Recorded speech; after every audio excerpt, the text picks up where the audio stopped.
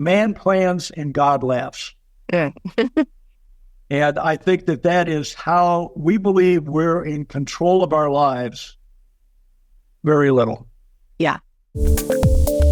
Step into the world of success with Your Brand Amplified, the ultimate podcast designed to unravel the intricacies of thriving businesses. I'm your host, Annika Jackson, and I'm on a mission to uncover the stories, strategies, and secrets that have propelled entrepreneurs and business leaders to success. This is Annika Jackson with Your Brand Amplified, and I have an amazing guest today, Paul Glover. Paul, on this podcast, I love sharing people's stories and those pivotal moments. And I think you have probably one of the most interesting pivotal moments that I'll have had on my podcast in over 400 episodes. Wow. So I think that's a privilege, but also a sign of how messed up I was. No. I don't mean that. I just mean how you were able to have this amazing career and journey and then find yourself on the other side, if you will, and then bounce back and figure out how you can take your expertise to serve others and to create all of these other ways of impacting the world. Well, thank you. It has been a journey, believe me. Yeah. Well, let's start with the journey. Did you know you wanted to be a lawyer? Oh, absolutely. I just love the concept of the practice of law. And by the way, I didn't want to be anything but a trial attorney. I was an adrenaline junkie, and I love to perform. And trial law in front of a jury is all about performance. And so that was my goal. So I worked nights, got to college, made the decision to go to law school, and then I cut 50% of my classes. Well, I went to court and I watched. Oh. And if someone said, Paul, you're going to practice estates and wills, I would have cut my throat with a rusty spoon. I wanted to practice law in the courtroom. So I skipped, not that I failed, by the way, through law school, but I went and I watched those people who were good at the craft. Mm-hmm. And I learned from them so that when I did graduate, I was ready to go into the courtroom and be a good trial lawyer. Amazing. And how long did it take you to realize that dream? Were you immediately in there in the courtroom? Oh, yeah, absolutely. Not that I was successful, by the way. I tell you, like with anyone, you still have stumbles in your start, but I recognized immediately that the courtroom was where I wanted my career to be. And like I said, being in front of a jury and taking them on a journey with me, you have to be a very good storyteller to be a good trial lawyer. Because the facts do not sell. You connect the facts to the narrative, and the narrative is the story. And I believe that that's what every leader has to do, by the way. It's not just in front of the jury. If you want to be persuasive and convincing, you must be a storyteller. And I was really good at it. And obviously, I got the jury to identify with me, and then with that identification, support my client. And you were a federal trial lawyer. Yeah, it was federal courts. I call that the big leagues. Yeah, very much so. Derogatory, but yes, being in front of a federal court judge, and in that concept of a very, by the way, it's always, the competitiveness is there because the other side, I was a defense lawyer, the other side was very capable. So it always was a opportunity to test how good you will, your competency, your will to win, and the ability to do so in the courtroom.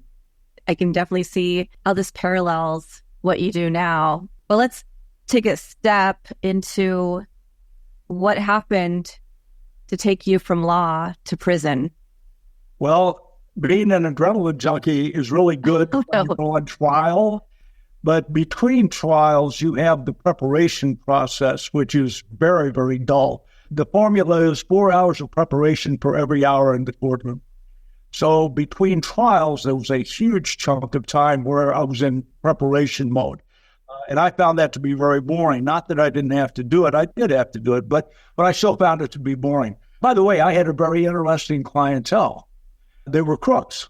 And Are we talking mafioso? Yeah, the mafioso thing. By the way, that's too old-fashioned. If you want to compare The Godfather to The Sopranos, it went from being that blood oath family thing to being a business.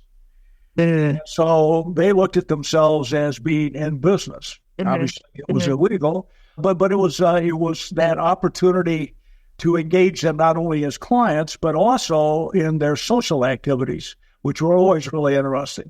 But the price of belonging to that club, and I did, I wanted to be a part of that. I tell everyone I was a bad guy wannabe. Yeah. And they gave me the opportunity to participate because first, they knew that I was smart. Second, they knew that I would represent them.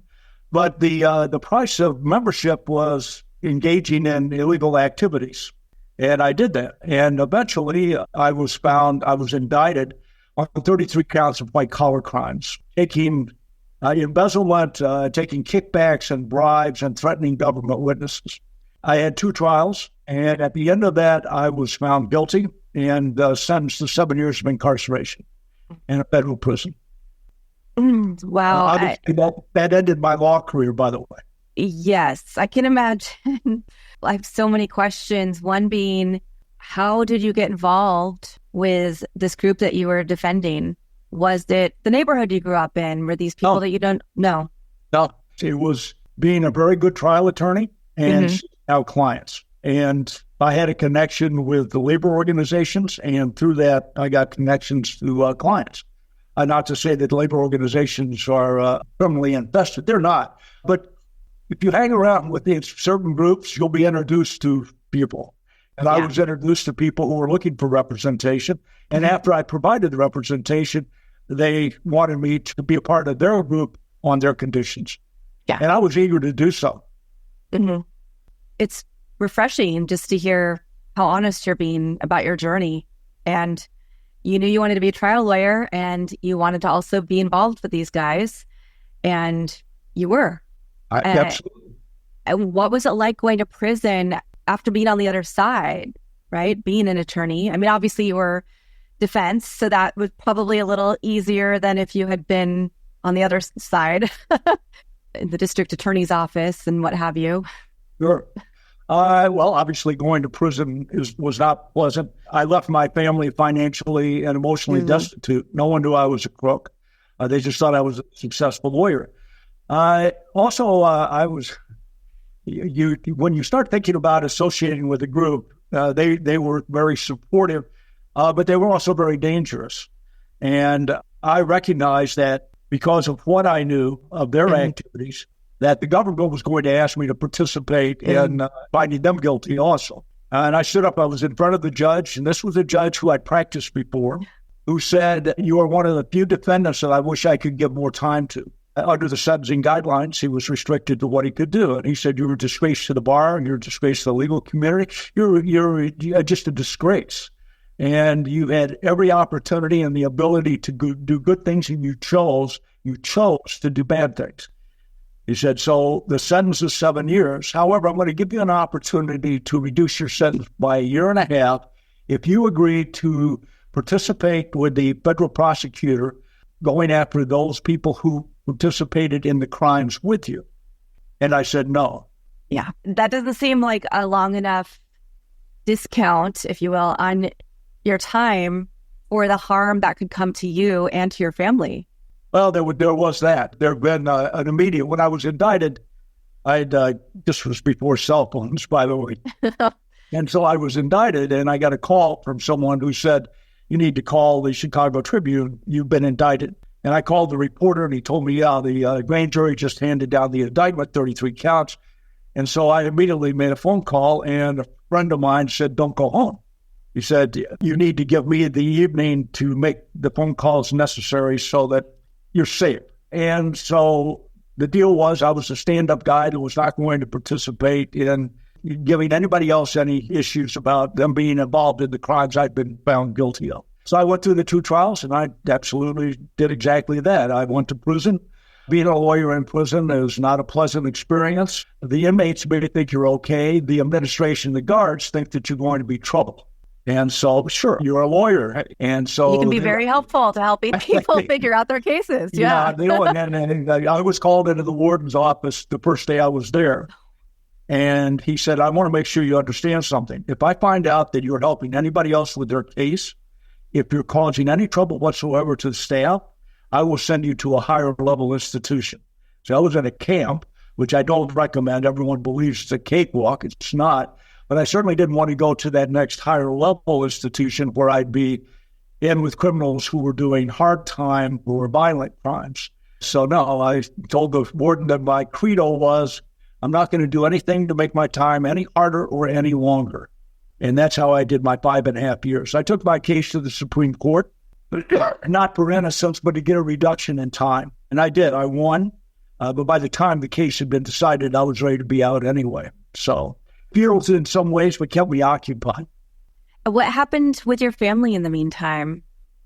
Well, I said earlier, they were emotionally and financially destitute. My 2 boys who were in high school stayed with my wife, and for the whole time that I was in prison, they supported each other. My wife worked, but I'd put a second mortgage on our home, spent all of our savings and my son's college education funds trying not to go to prison for the crimes that I'd committed. They managed to make it. They stuck together and they supported each other. And I was fortunate enough that they were willing to allow me to remain a member of the family. Wow. Oh my gosh. I'm getting emotional just hearing about that, because I can imagine how hard it is to think about the effect that you had on the family. You're trying to make money. You have your foot in this world, but you also you're trying to provide. No, absolutely. Yeah, absolutely. By the way, I was making a very substantial income as a lawyer. I didn't need the money. It was the thrill. It was the thrill. It was Yeah. Yeah. So you served 5.5 years. You were able to get some time off your case just by the nature of being a good lawyer and taking your case up, not because you did anything else. Then what? You get out of jail. You don't have your, Yeah, the journey, I spent the first 2 years of my incarceration engaged in revenge fantasy. Mm-hmm. I was going to get even with everyone who put me in prison. I accepted no responsibility or accountability for the acts that I'd committed or been found guilty of. So I was getting even. And that was my first 2 years of incarceration. But there was that that pivot point that came at the end of the second year. I started to see men who had been in prison when I got there and got out come back. Oh, yeah. Recidivism is 80 to 90% of offenses. And it shocked me. It really did. I couldn't understand why anyone would want to come back, obviously, but they'd gone out and they had not changed. Prison had not changed them. But when they went back to where they lived, they went right back to that lifestyle that had put them in prison. And guess what? They came back. Yeah. And I realized that if I did not change who I was and how I behaved, I was going to become a career criminal. I would lose my family and spend most of my life in prison. So at the end of that period of time, and by the way, my wife drove 5.5 hours once a month to spend a day and a half in the visiting room with me for that entire time. We've been married 43 years. And she made the decision, even though we'd had the discussion about, if you need to let me go, divorce me, you just need to do that. She didn't. She got a backbone of iron. And she showed up once a month, crowded visiting room, and we would spend a day and a half together, then she would drive back. So at the end of this 2-year period, when she came down to a visit, I told her, I said, I had this revelation. And I had been reading about a medieval king and the concept of the fool. The fool was someone that we see and believe as a gesture, going to go sing a song, do a dance, tell a joke at the foot of the throne of the king. And that was not the purpose of the fool. Because the king had been appointed by divine right, anyone who challenged the king committed heresy, which was punishable by death. Because the fool was seen to be insane, crazy, they had the psychological safety to tell the king the truth. So the fool actually was a trusted advisor to the king. And that's what I decided I needed. I needed someone to tell me the truth about me. and someone that cared enough about me and that I respected enough to listen to what they had to say. And obviously, this was my wife. So we sat in that visiting room and we had this conversation. At the end of it, I said, so I want you to be my fool. And she said, no. Oh, okay. Yeah, she said, no. And of course, I had the same reaction you just had. Here I was telling her what I needed and that she was the person. And I said, well, why not? And she said, I know you. And I know that whatever I tell you that you don't like is going to turn into an argument. You're going to fight me every step of the way. And I'm not going to drive down here once a month to have an argument for a day and a half in this visiting room about what I say you need to do and what you tell me you don't need to do. Yeah. So we reached an agreement. When she would come down once a month, the last half hour of our visit before she left, she would tell me 3 things that I had to do to change. And by the way, she had a list. She didn't have any problem with having a list. And all I could say was thank you. I didn't get to argue it. I didn't get to dispute it. I didn't get to ask for clarity. I just had to say thank you. And the second part was, in that 30 days before her next visit, I had to do something about all 3 of those items. That was the deal. Otherwise, she wasn't in. So I agreed. And about killed me, by the way, to sit there and not say anything. But she's hard. And she was definitely, she was right. And she was hard about this. So I took that to heart because I knew that if I didn't, I was done. I really was. I felt that my life would be over. And I did something that my first month after her visit, I did something I'd never done before. I actually provided service. I had would never have thought about doing something that I didn't get paid for. I just wasn't in me. I didn't look at life that way. I deserved everything I could get. And there was no reason for me to give anybody anything. And that was just a brutal attitude, but it was mine, and I knew it. What I did was I went to the person who was in charge of the GED program in prison. You don't have a high school degree when you go to federal prison. It's mandatory you go to GED classes until you get your GED. And if you're there for 2 years, so you've got to pass the test. And I went to this person, I said, I want to teach GED. He said, you're insane. He said, nothing but young black guys from East St. Louis who are here on drug charges. And by the way, at that point, I'm 50 years old. Said, and you're an old white guy in prison. How do you think this is going to go? I said, I don't care. I want to do this. He said, fine. So I can never find anybody who wants to do this thing because it's terrible. And he said, have at it. So the first class, I showed up and I had a box of playing cards. And there were 14 young blacks from East St. Louis in the class. And I said, look, you don't want to be here, but you have to be. I'm here because I want to be, but I've got a purpose in being here. Now, for those who don't want to know about this purpose, take a pack of cards, go there to the side of the room, play cards. All I'm asking you is don't interrupt the class. 12 out of 14 went to the side. Two were like, what the hell is this? I was saying it was all about curiosity. And I said, all right, here's the GED book. You guys can read. You got to study this on your own. I'm not interested in going through this book with you. Do it on your own.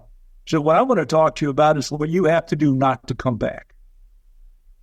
Interesting. Yeah. That was the conversation. By the end of the second month, all 14 of them were in the class. That's how I gave back. I started to be of service. And was this coming from your wife's list, or was this separate?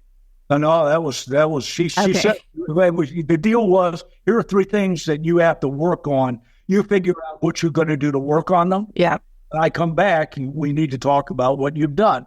So this was my first act of service. Okay. You have a very smart woman there. Oh, absolutely. Absolutely. She's my North Star. Yeah. And yes. So that started my transformation.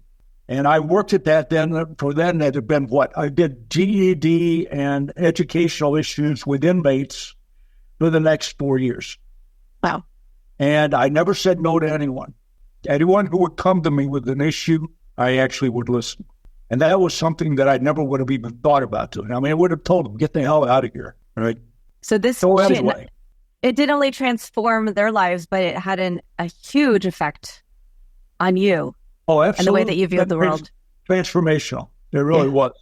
Like I said, to be of service is something that I don't think enough people think about the value of it for themselves. And it is all about suddenly realizing that it's an expression of gratitude for what you have. I think about the advantages that I had in my life and how I squandered them. And I did not want that to happen to other people. So I wanted to take my journey and I wanted to use that as a vehicle to have the discussion about, first, recognize what you've been given in your life.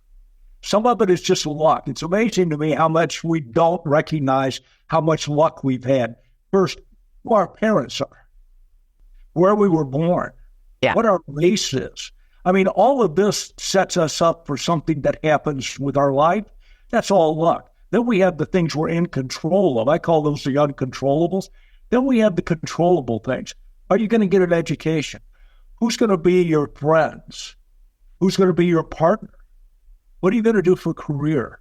There are all sorts of things we can choose, but we have to be recognized that through all of that, there's a strand of luck that is attached to us, and we need to recognize that when good things happen to us, we need to be grateful instead of saying that's not enough. My credo was I never have enough. It didn't matter how successful I was. It didn't matter how much money I was making. It was not enough. And instead of being grateful for what I had, the relationships I had with my wife and my family, I had to have some other relationship that gave me something that I thought I needed, but obviously was a negative.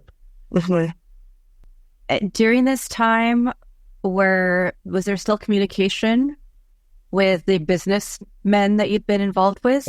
Nothing. No. When I got out, I'd been home probably 30 days, and I got a phone call from someone who said, "You're a stand-up guy, you're a smart guy, and we've got a job for you." And I said, "I really, with respect, I appreciate the offer, but I'm not interested." And that was the last communication I had. But I'm happy to hear there was that respect there. Oh, yeah. That you could say no and walk away.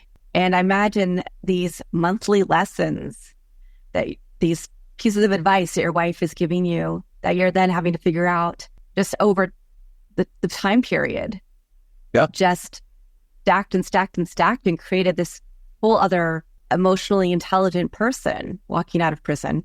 Oh, you're right. Like I said, it was transformational. Yeah. It's interesting because most people who go to prison hardens them. Mm-hmm.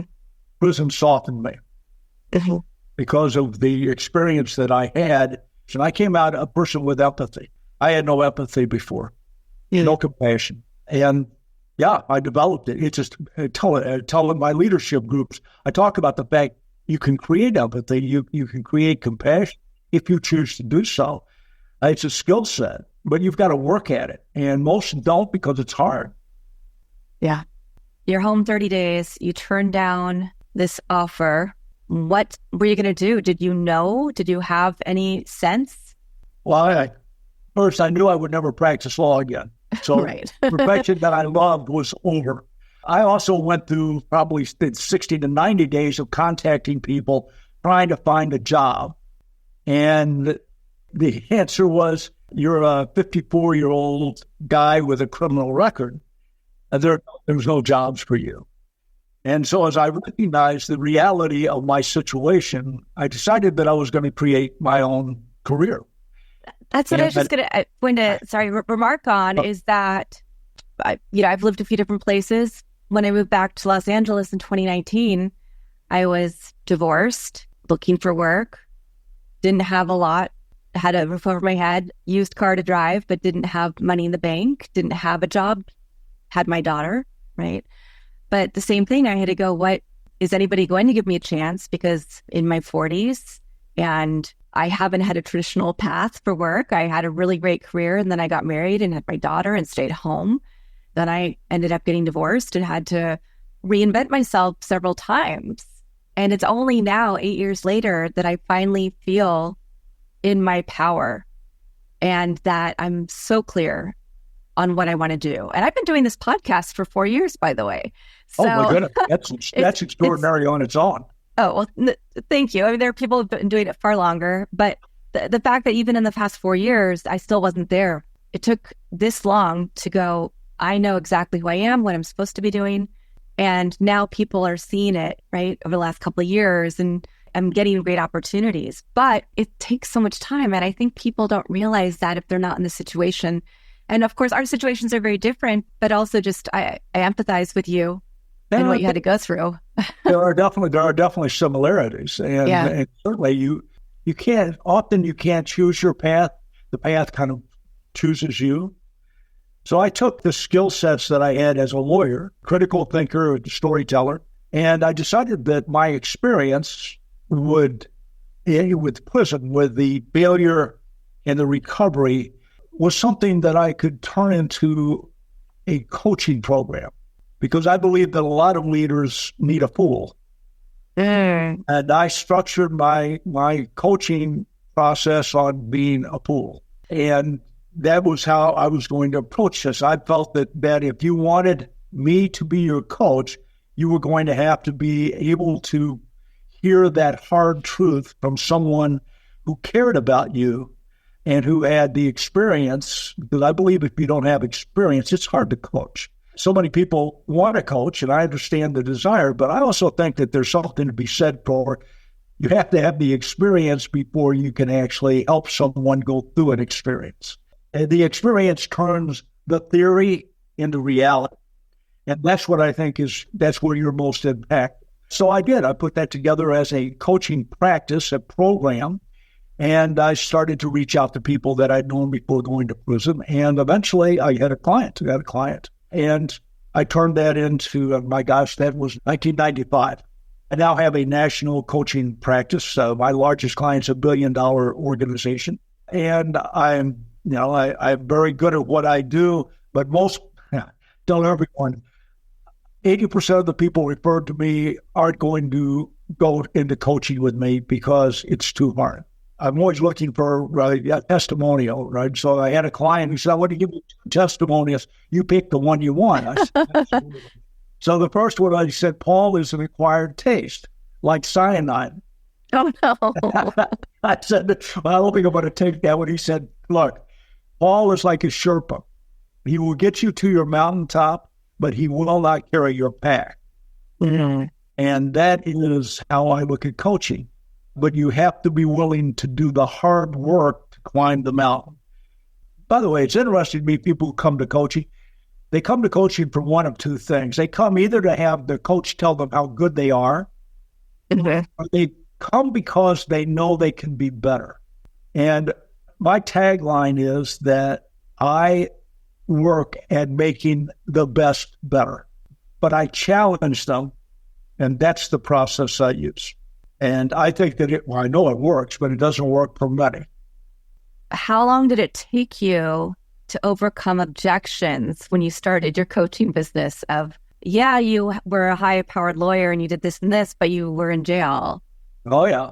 Well, first, public companies never hire me. It's too much risk.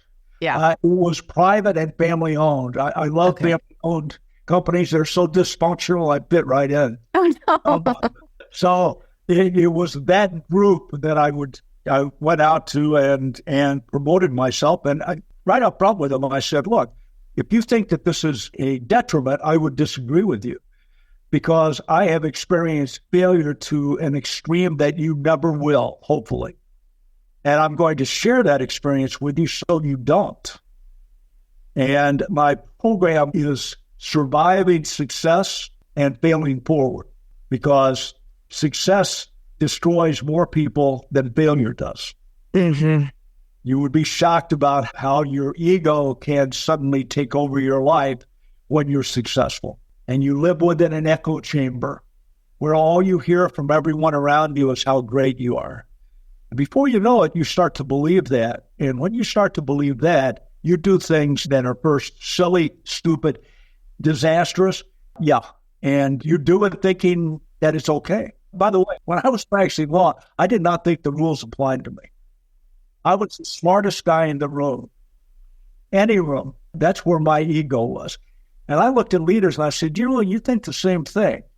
And by the way, one of my things, whenever I get a leader who says, well, I'm not going to do business with you, I'm absolutely fine with it. I just want to leave you with one thought. You're not as good as you think you are. By the way, that really pisses me off. Gosh.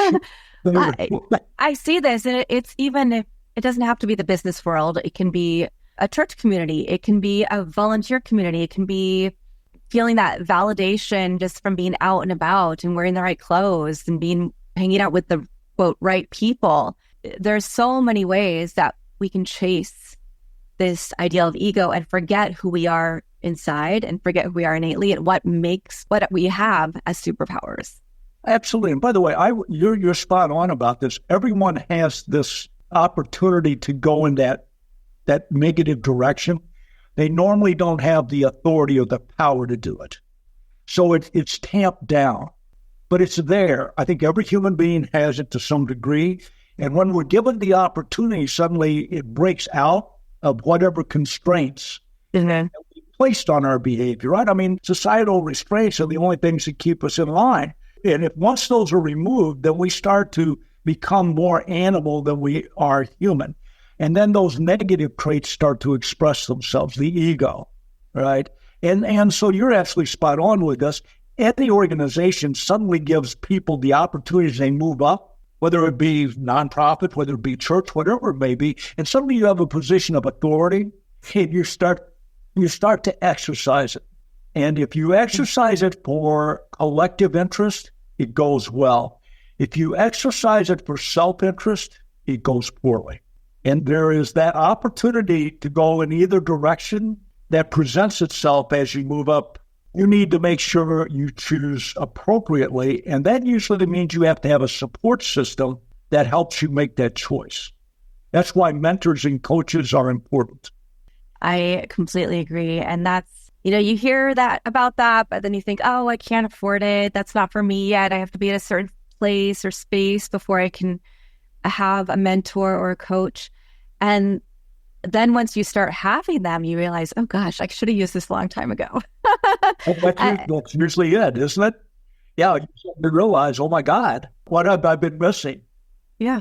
And that's been, for me personally, and you don't always, you might start off with somebody and they're really not the right fit for you. They might be great for other people. And so you have to find that right fit also, which is why it's so great that you're immediately stating what you'll do, what you won't do, and what kind of people you help, and that it's not going to be easy. Yeah, right? and you have to do the work. Yes, that's it. And by the way, I'm fine with the fact that other coaches do it a different way and are very effective. Like I said, I've got my personality that I still have to deal with, but I believe strongly in the process that I put together with someone in my program that I guarantee the outcome. We establish the goals at the beginning of our process. And if at the end of the process we haven't hit those goals, I don't get compensation. Well, I believe coaches have to have skin in the game. If you want me to care about you, I can. But by the way, I'm not going to get to know you as anyone except a coaching client. That means I still know you, but I don't know you as a friend or a family member. So the skin in the game for me has got to be something that I can connect well with. And I tell everyone, if you're not coin operated, you shouldn't be coaching, because money should matter enough to want to make the person successful. Yeah, that's my connection to success. If at the end of every week, I have a coaching session every other week, and within that 2-week period, just as my wife laid it out for me as the program, here's what you have to get better at. Here's the challenge to do it. And now we're going to talk about, did you or did you not? And if you didn't, we're going to have a serious conversation about whether or not you're committed to this process. Because if you're not, we need to stop. I don't have the patience to get along with somebody who's not taking care of what they say they're going to do. The concept of trust, do what you're supposed to do what you say you're going to do. And that's the relationship builder for me. And if I can't trust you, why would I be in a relationship with you? And so I get out of it. Yeah, that makes a lot of sense. You've done TED Talks, you have a book, you're coaching, your coaching program's national now. What is it about your program that you think makes it more difficult, perhaps, or more challenging than other people? Is it because you're going to ask different questions? You're not just there to be a yes person? And what kind of results do your clients come to you for? Is it that they want to get to a higher level of leadership? Is it that they want to make a certain amount of money? Is it kind of everything else in between? Oh, well, first, if you come to me and say, I want to make more money, I tell you to find somebody else. I believe that money is an outcome that has nothing to do with the process. Happens, it happens. If it doesn't, it doesn't. Why? Because so much of money is based on uncontrollables. I'm not interested in the uncontrollables in your life. I'm interested in the controllables. And the controllables are that relationship that says, I care enough about this to commit to it. And I'm going to make a commitment, and it's going to be time, energy, and resources that I'm going to commit to. And we're going to identify those because we're going to identify the outcome first, and then we're going to reverse engineer back. And if you come to me and say, I want to become a better speaker, I'm going to say, find yourself a speaking coach. I coach for legacy. I don't coach if you're in this for the short term. Yeah. I'm not your guy. I'm coaching for legacy. And that means you come to me with an itch that you know you have to scratch. It's there, and it's bugging you.